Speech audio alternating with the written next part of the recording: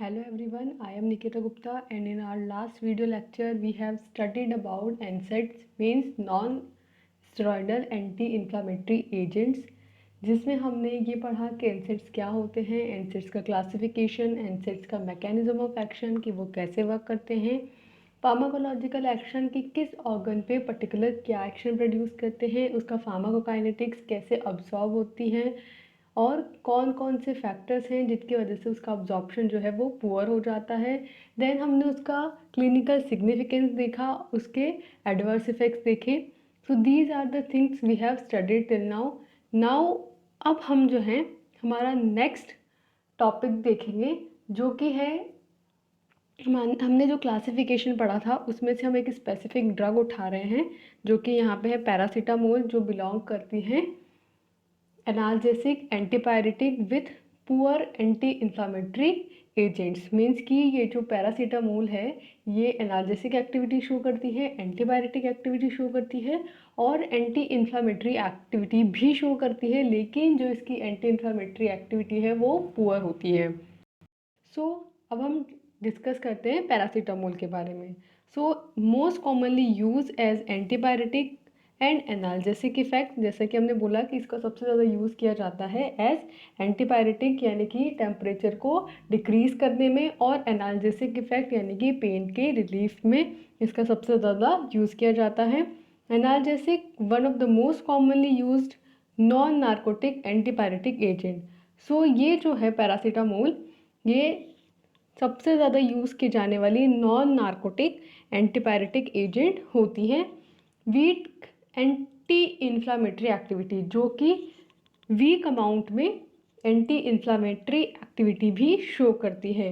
Effect of does not share gastric और platelet side the other NSAIDs. Means कि जैसे आपके अदर एनसेड्स जो हैं वो गैस्ट्रिक गैस्ट्रिक पे यानी कि जो आपके जीआई ट्रैक्ट है उस पर और जो प्लेटलेट्स हैं उन पे इफ़ेक्ट शो कर रहे थे, वैसे इफ़ेक्ट ये शो नहीं करती हैं। जैसे कि हमने कहा था कि जो हमारे एस्पिरिन होती है जो कि एनसेड्स हैं वो हमारे गैस्ट्रिक डिस्टर्बेंस कोज करती है, नोजिया वॉमिटिंग कोज करती है, तो वैसे पैरासीटामोल नहीं करती हैं।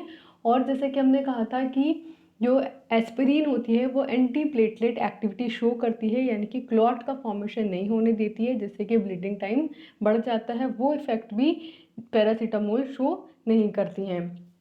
नेक्स्ट है इसका मैकेनिज्म ऑफ एक्शन, जो कि हमने पहले देखा है, सेम वही है कि फॉस्फोलिपिड से आर्किडोनिक एसिड बनेगा फॉस्फोलाइपेज E2 की प्रेजेंस में, और फिर ये जो आर्किडोनिक एसिड है इससे बनेंगे आपके प्रोस्टाग्लैंडिन्स बाय कॉक्स मीन्स के साइक्लोऑक्सीजिनेज से। अब आपके एस्पिरिन जो है या पैरासीटामोल जो है, जो भी एनसेड्स हैं आपके, वो क्या करेंगे, साइक्लोऑक्सीजिनेज को इनहिबिट करेंगे आइदर बाय सेलेक्टिवली और नॉन सेलेक्टिवली और प्रेफरेंशियल COX-1 और COX-2 इनहिबिट करके। फॉर एट लास्ट क्या होगा, प्रोस्टाग्लैंडिन्स नहीं बनेंगे और फिर उस प्रोस्टाग्लैंडिन G2 से फर्दर आपके I2, H2, E2, F2, D2 ये सब नहीं बनेंगे। नेक्स्ट है कि ये जो पैरासीटामोल है ये इसका क्या फार्माकोकाइनेटिक्स है, मीन्स कि कैसे अब्जॉर्ब होएगी, कैसे ये अपना एक्शन शो करेगी।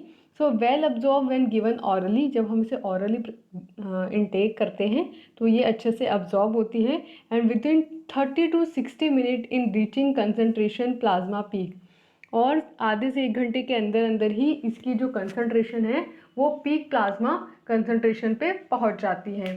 यह plasma half life of therapeutic dose is 2 to 4 hour. इसकी जो हाफ लाइफ है, इसकी थेरापेटिक डोज की हाफ लाइफ वो है 2 to 4 आवर्स, मीन्स कि 2 से 4 घंटे तक ये हमारी बॉडी में इसकी हाफ अमाउंट जो है वो प्रेजेंट होती है। अब ये जो पैरासीटामोल है ये किस किस चीज़ के ट्रीटमेंट के लिए दी जाती है, तो इसके थेरापेटिक यूजेज हैं एज एनाल्जेसिक एंड एंटीपायरेटिक, जो कि हमने कहा कि मोस्टली जो है PCM जो है वो analgesic and antipyretic effect show करती हैं, बट ये वीक अमाउंट में एंटी इन्फ्लामेटरी एक्शन भी शो करती हैं। इसके साथ एडवर्स इफेक्ट हैं कि with therapeutic doses side effects are few and uncommon. Means कि अगर इसकी आप थेरापेटिक डोज देंगे तो उसके बहुत कम साइड इफ़ेक्ट्स होंगे और लगभग नहीं के बराबर ही होते हैं। लेकिन ऑफकोर्स अगर आप इसे थोड़ा ज़्यादा अमाउंट में देंगे तो क्या होंगे, एलर्जिक स्किन रिएक्शंस हो सकते हैं। Regular intake of large dose over a long period causes kidney damage, means कि अगर आप इसको ज़्यादा लंबे टाइम तक लेते हैं या रेगुलरली लेते हैं या ज़्यादा डोज ले लेते हैं इसकी, तो उसकी वजह से किडनी डैमेज हो सकता है। And toxic dose causes potentially fatal hepatotoxicity, और अगर आप इसकी टॉक्सिक डोज ले लेते हैं, मीन्स कि बहुत ज़्यादा हाई अमाउंट ऑफ पीसीएम ले लेंगे आप, तो फिर उसकी वजह से फैटल हिपैटोटॉक्सिसिटी हो जाएगी, मीन्स कि जो फीटस होता है उसके लीवर में टॉक्सिसिटी कोज हो जाती है। नेक्स्ट है अपने सेलेक्टिव कॉक्स-2 इनहिबिटर। जो हमारा पीसीएम था वो किससे बिलोंग कर रहा था? वो हमारा बिलोंग कर रहा था antipyretic, analgesic but poor anti inflammatory agent. अब हम यहाँ डिस्कस कर रहे हैं सेलेक्टिव कॉक्स-2 इनहिबिटर, मीन्स कि वो एजेंट जो सेलेक्टिवली किस पे जाएंगे, कॉक्स-2 रिसेप्टर पे जाके बाइंड होंगे और उन्हें इनहिबिट करेंगे। इसमें जो ड्रग्स आती हैं वो है सेलेकॉक्सिब एंड इटोरीकॉक्सिब। ये जो दोनों ड्रग हैं, अगर इनके बारे में हम कहें तो ये सिम्पटोमेटिक रिलीफ देती है in the treatment of osteoarthritis and rheumatoid arthritis. Means कि ऑस्टियोआर्थराइटिस और रूमेटॉइड आर्थराइटिस के जो सिम्टम्स होंगे जिसकी वजह से पेशेंट को प्रॉब्लम हो रही होंगी, उन सिम्टम्स से ये रिलीफ प्रोवाइड करती हैं। Second, extensively metabolise in the liver. ये जो दोनों ही ड्रग्स होती हैं ये एक्सटेंसिवली मेटाबोलाइज हो जाती हैं लीवर के अंदर। इनकी हाई प्लाज्मा प्रोटीन बाइंडिंग होती हैं एंड इसके साथ जो एडवर्स इफ़ेक्ट्स हैं वो हैं dizziness, skin. Common adverse effects are headache, rashes, peripheral oedema cause by fluid retention. Means कि इसके साथ जब फ्लूइड का रिटेंशन ये कर पाते हैं जिसकी वजह से हेडेक, रैशेज और पेरिफेरल एडिमा जो है वो कॉज होते हैं। So these are the side effects of celecoxib and etoricoxib. Next है parecoxib. This is also belongs from selective COX two inhibitor class. ये जो है ये प्रोडक्ट है ऑफ वेल्डेकॉक्सिब की। जो वेल्डेकॉक्सिब आपकी ड्रग आती है उसका प्रोड्रग है पारेकॉक्सिब। ये जो है ये शॉर्ट टर्म ट्रीटमेंट है of post operative pain, means कि ऑपरेशन के बाद जो पेन होता है उसको ट्रीट करने के लिए पैराकॉक्सिब प्रिस्क्राइब की जाती है। इसके जो प्लाज्मा प्रोटीन बाइंडिंग है वो हाई है, मीन्स कि ये जो है ये प्लाज्मा में जो प्रोटीन्स प्रेजेंट हैं लाइक एल्बुमिन, ग्लोबुलिन, इनके साथ बहुत ज़्यादा अमाउंट में बाउंड हो जाती हैं। Drug should also be given with caution to patients with impaired renal function and renal failure has been reported। Means कि इसमें जो ड्रग दी जाती है उनको ये प्रिकॉशंस दिए जाते हैं कि उनमें क्या क्या हो सकता है, रीनल फंक्शन जो है और रीनल फेलियर जो है वो देखे गए हैं। मीन्स कि जब आप पैराकॉक्सिब देते हैं किसी पेशेंट को तो उन पेशेंट्स में एक सर्टेन टाइम के बाद ये देखा गया कि उनका जो रीनल फंक्शन है वो इम्पेयर्ड हो जाता है और इवन इन टॉक्सिक स्टेज उनमें रीनल फेलियर भी हो जाता है।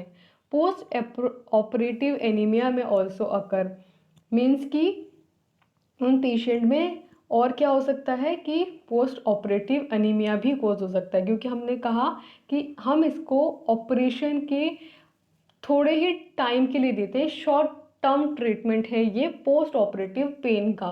लेकिन अगर आप इसको ज़्यादा देर तक के लिए दे देते हैं, लॉन्ग टर्म के लिए दे देते हैं, तो ये क्या करेगा, पोस्ट ऑपरेटिव अनीमिया कोज कर सकता है। So these are the side effects of parecoxib. So हमने क्या देखा, हमने एनसेड्स देखे। एनसेड्स में हमने एस्पिरिन के बारे में स्टडी किया सबसे पहले, फिर हमने पैरासीटामोल के बारे में स्टडी किया और फिर हमने सेलेक्टिव कॉग्स में हमने 3 ड्रग्स देखी, सेलिकॉक्सिब, इटेरोकॉक्सिब एंड पारेकॉक्सिब। सो यहाँ पे हमारा एनसेड्स जो है वो ख़त्म होता है। नेक्स्ट हम हमारा नेक्स्ट जो चैप्टर है वो स्टडी करेंगे। So for now, thank you.